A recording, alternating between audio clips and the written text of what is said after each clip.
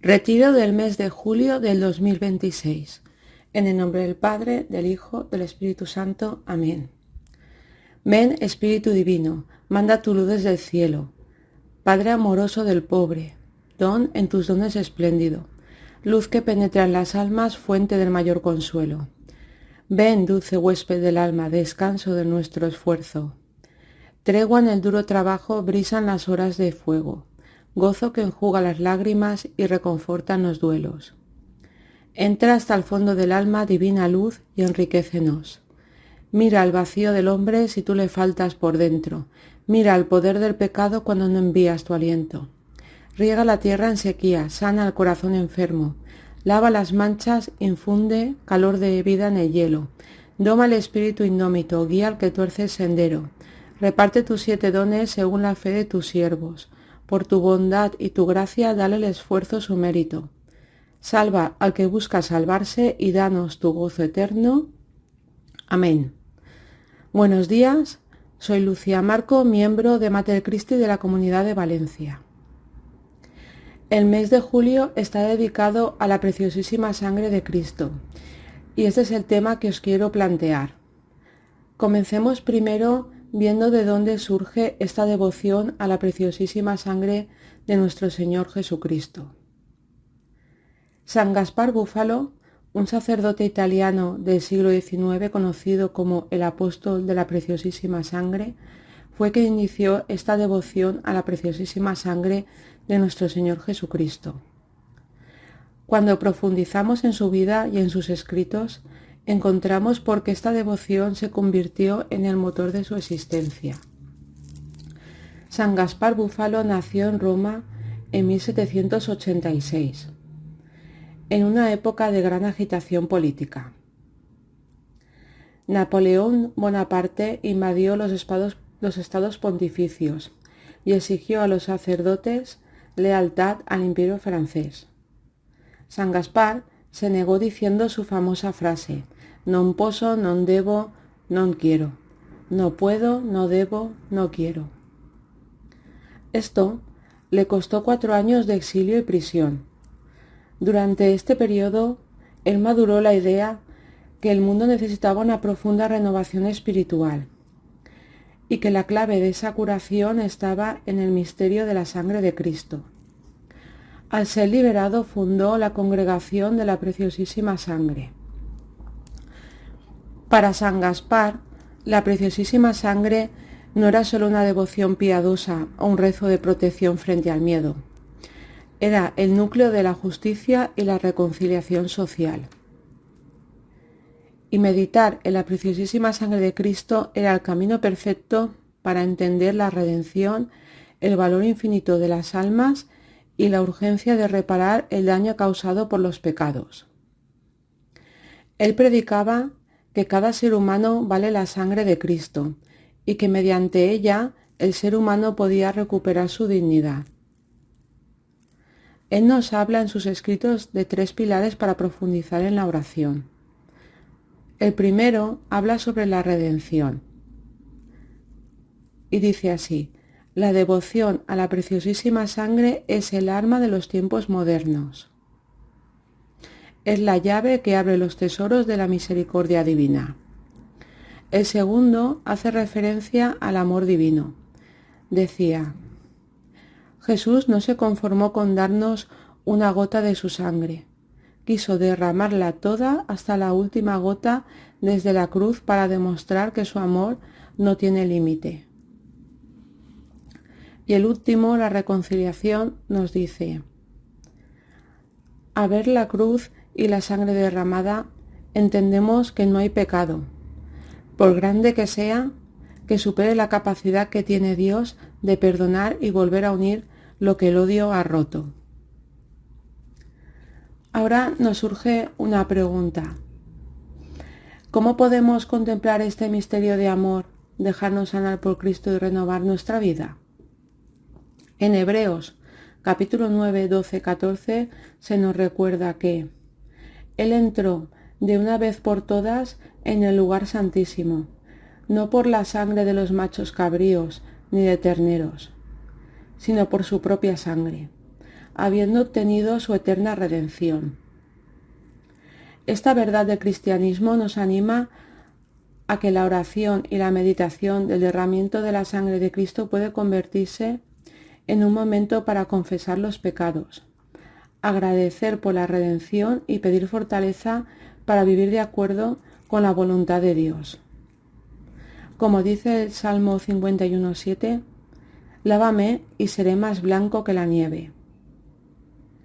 La devoción personal, alimentada por la sangre de Cristo, nos invita a reflexionar sobre nuestra relación con Dios. En el Salmo 51:2 se nos dice: lávame más y más de mi maldad, límpiame de mi pecado. En este versículo nos recuerda que la sangre de Cristo no solo cubre nuestros pecados, sino que también nos ofrece una limpieza profunda y transformadora. A medida que uno se sumerge en la oración y la devoción, experimenta una renovación espiritual que le permite crecer en su fe y relación con Dios.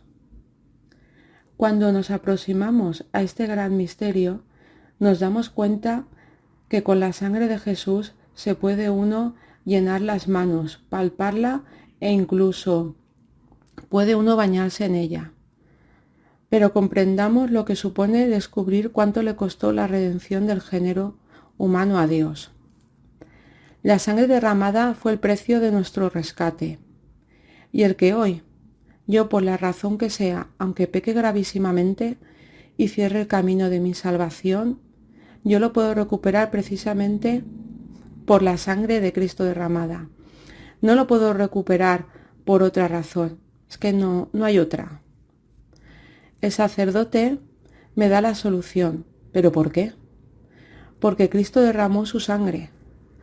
Esto hay que comprenderlo, que lo más importante de la redención es que Cristo derramó su sangre. ¿Y cómo derramó la sangre Jesús? Vamos a ver los momentos en los que Cristo derrama su sangre y a intentar entrar ahí para comprender lo que supone la sangre de Cristo. El venerable Bartolomeu da Saluzzo nos regaló la novena a la preciosísima sangre de Cristo. En ella describe los momentos en los que Cristo nos dio a todos su sangre para poder redimirnos, ser perdonados y salvados, o dicho de otro modo, fuimos liberados del demonio y de su acción. Debemos de entender que este derramamiento de sangre no es algo del pasado, sino que es un manantial inagotable de gracia divina.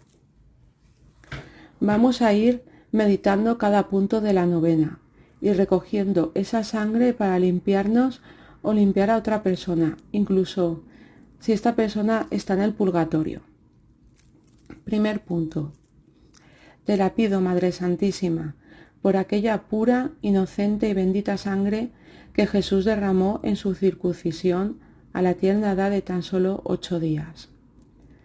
Bíblicamente, es la primera vez que Cristo derramó su sangre y tiene un ilimitado poder liberador. Con esta sangre nos vamos a poder liberar de la perversión sexual, la corrección moral y todas las corrientes de desorden sexual que están ligadas a las fuerzas malignas. Tenemos que entender que cuando una persona comete una infidelidad, le abre las puertas a las potestades, que son espíritus de lujuria y desorden sexual. Una vez tú le das permiso para entrar en tu vida, ellos tienen la libertad de influir en tu vida y también en la de tu familia. Vamos a meditar cuántas faltas hemos tenido en la pureza. O también me puedo limpiar de las faltas que otros han cometido sobre mí. Infidelidades, abusos, palabras, gestos, consumo de pornografía, situaciones que han atentado hacia nuestra pureza. ¿Cuántos pecados contra la pureza he cometido? Una cosa tan sencilla como ¿con qué ropa me he visto para tentar o para mostrarme indebidamente? Con la sangre de Cristo nos vamos a limpiar, liberar, sanar nuestro corazón y nuestra alma. Después de meditar todos nuestros pecados y nuestras heridas no sanadas, vamos a volver a ese momento de la circuncisión y sumergirnos en él. La cueva de Belén fue limpiada minuciosamente y decorada con alfombras. Se preparó un altar cubierto con 2 paños, uno rojo abajo y otro blanco arriba. Empezó la ceremonia. Habían venido 3 sacerdotes. La Virgen María estaba profundamente conmovida y envuelta en un velo. Entregó al niño Jesús a San José y éste lo depositó sobre el altar. San José sostuvo al niño durante la ceremonia junto a una mujer anciana que asistió como madrina, y el ministro principal realizó el corte con un cuchillo de piedra siguiendo la estricta tradición judía. Todo esto mientras se oraba y se recitaban salmos. Ahí estamos nosotros, cerrar los ojos y visualizar ese momento, y con sumo cuidado podemos recoger con nuestras manos esas gotas que derramó Cristo y lavarnos de pies a cabeza. Con cuidado, con amor y siendo conscientes que en nuestras manos está la sangre de Cristo. Segundo punto. Te la pido, oh María Santísima, por aquella pura, inocente y bendita sangre que Jesús derramó abundantemente en la agonía del huerto. Los pecados espirituales, por el pacto del primer Adán con el diablo, son los más grandes y delicados. Es por eso que Jesús derramó su sangre con sudor, asegurándose que cayese en la tierra. Eso tiene un significado profundamente sagrado. El pecado de la traición, movido por la envidia y la altivez de espíritu, Satán los depositó en la tierra por el acuerdo con el primer Adán. Es por eso que desde entonces el ser humano traiciona y es traicionado. La traición es el arma que utiliza el enemigo para crear en la persona traicionada que entre en locura, se llene de amargura, dolor y pierda la fe en la familia, en el matrimonio, en fin, en todo, en la gente en general. ¿Cuántas veces nosotros hemos traicionado a alguien, aunque pensemos que son pequeñas traiciones? Compañeros de trabajo, amigos, familiares, pareja. Por lo general, las personas que critican continuamente están tomados por los espíritus de la traición y la envidia. La mayoría de sus críticas no son justas. ¿Cuántas veces hemos caído en eso? Pensémoslo con detenimiento, seguro que nos vamos a sorprender. Bueno, volvamos a ese momento en el que Cristo está postrado en el suelo con el rostro en tierra y los brazos extendidos. Aquí Él ve y siente todos los crímenes, ingratitudes y pecados que la humanidad los pasados, presentes y futuros. Puede sentirlos, no solo verlos, todo pasa a través de Él. Es tal la agonía que su cuerpo se rompe y brota un denso sudor de sangre que empapa sus vestidos y la tierra. Aquí, con suma delicadeza, podemos coger esta sangre y lavarnos. Tercer punto. Te la imploro, oh María Santísima, por aquella pura, inocente y bendita sangre que Jesús derramó copiosamente cuando, despojado de sus vestidos y atado a la columna, fue cruelmente flagelado. La flagelación fue un acto de crueldad extrema, impulsado por la ira, el odio descontrolado y la malicia de los soldados y los acusadores. Con la mansedumbre, Cristo vence el pecado de la ira humana, oponiendo una paciencia y mansedumbre perfectas. Su sangre nos limpia el corazón de los deseos de venganza, el rencor y la violencia física y verbal. ¿Cuántas veces hemos caído en la ira? La ira puede ser frases sutiles, sarcásticas, hostilidad encubierta, resistencia pasiva, resentimiento prolongado, insultos. ¿Cuánto odio y rencor hay en mi corazón? Respiremos profundamente. Cerremos nuestros ojos y vamos a ese momento en el que el Señor fue arrastrado con las cuerdas, a pesar de que se dejaba conducir. Le arrancaron el manto de irrisión de Herodes, y él mismo se despojó de sus vestidos con las manos hinchadas y ensangrentadas. Mientras le pegaban, él oró del modo más tierno y miró un instante a su madre.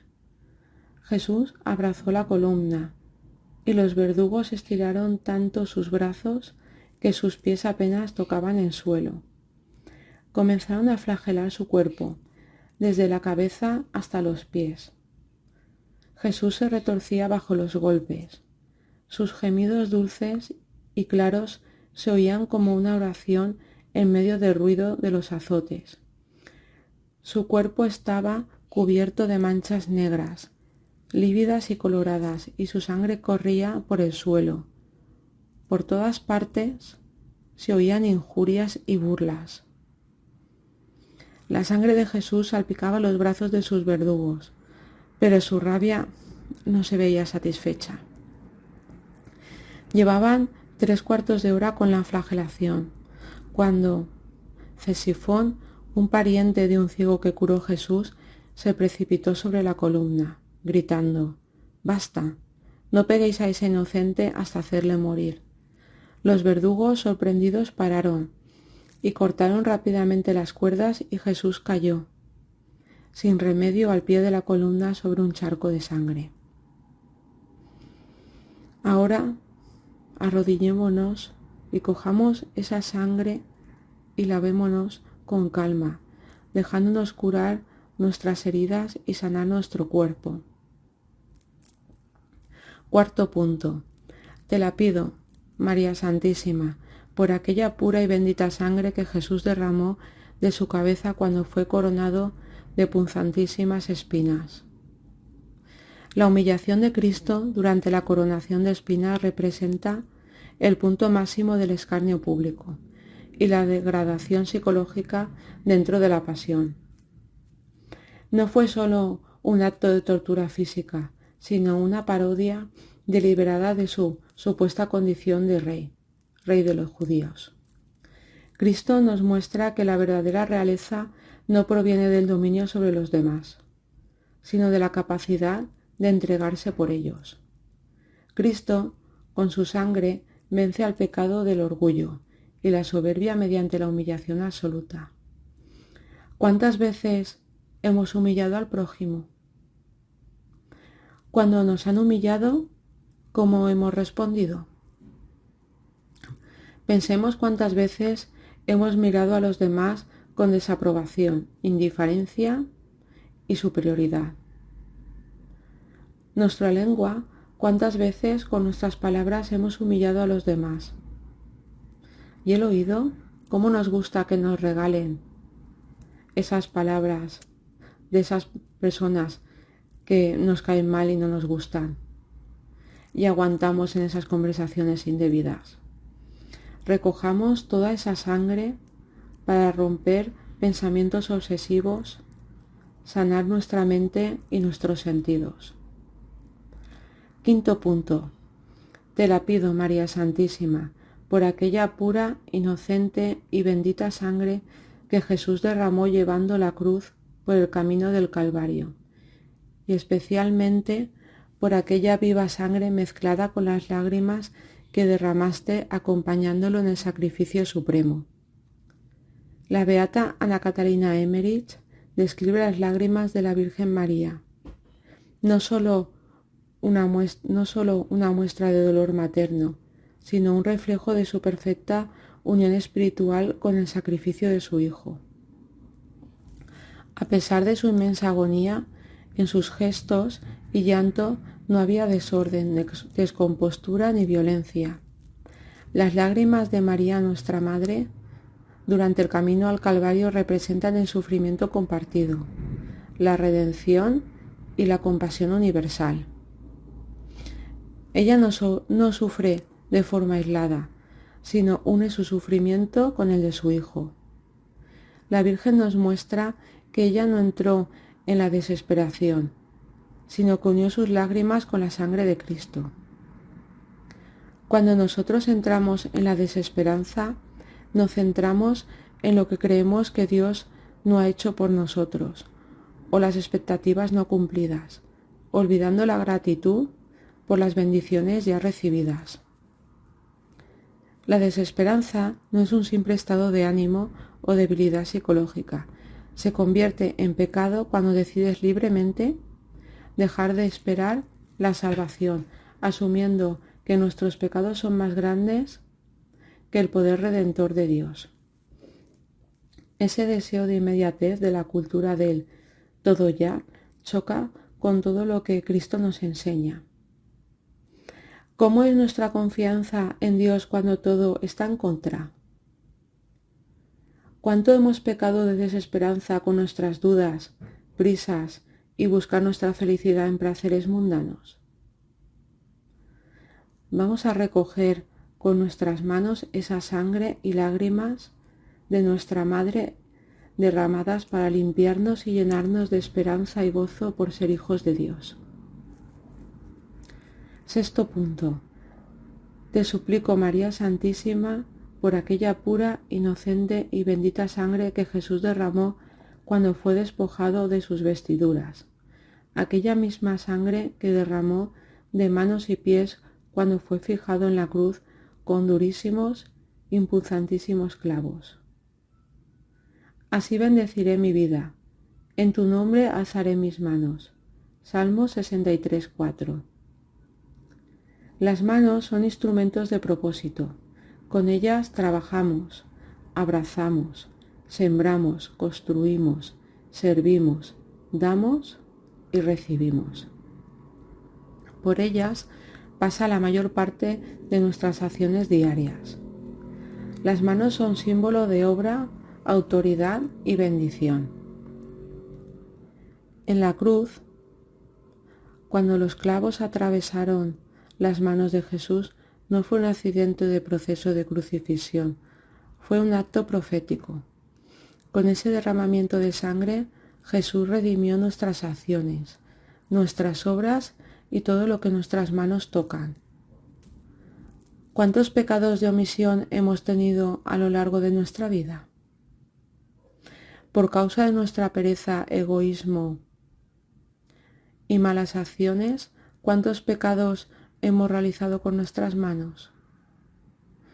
Vamos a lavarnos con esta sangre derramada, para que el Señor nos devuelva la capacidad de realizar obras santas, generosas y alineadas con la voluntad de Dios y nos libere de la pereza. Séptimo punto. Escúchame, Virgen purísima y Madre María, por aquella dulcísima y mística sangre y agua que brotó del costado de Jesús, cuando le traspasaron el corazón con la lanza. Y el centurión que estaba frente a él, viendo que después de clamar había expirado, así dijo: verdaderamente este hombre era hijo de Dios. Marcos 15:39. El centurión lo que comprende al mirar a Jesús es que la verdadera victoria no siempre grita. A veces sangra, perdona y redime. Imagínate por un momento que eres ese centurión con el corazón endurecido, con esa falta de fe y con todos tus pecados. Alza la mirada a la cruz y contempla a Jesús. Y reconcíliate con Él. Arrodíllate, recoge esa bendita sangre y el agua y con cuidado y amor ves limpiándote. No tengas prisa, tómate tu tiempo y sé consciente que es la sangre de Cristo la que te está limpiando y liberando. Con la sangre y el agua del costado de Cristo vamos a lavar nuestra conciencia para ser capaces de actualizar nuestra propia vida y ver los pecados que no somos capaces de reconocer, y ese corazón endurecido vuelva a latir y podamos dar un verdadero testimonio con nuestra vida de que somos hijos de Dios y verdaderamente así nos sentimos. ¿Cuántas veces hemos negado a Cristo? ¿No hemos actuado bien por el que dirán? ¿Actuamos con rectitud e intención y amor al prójimo o buscando la aprobación de los demás para sentirnos bien?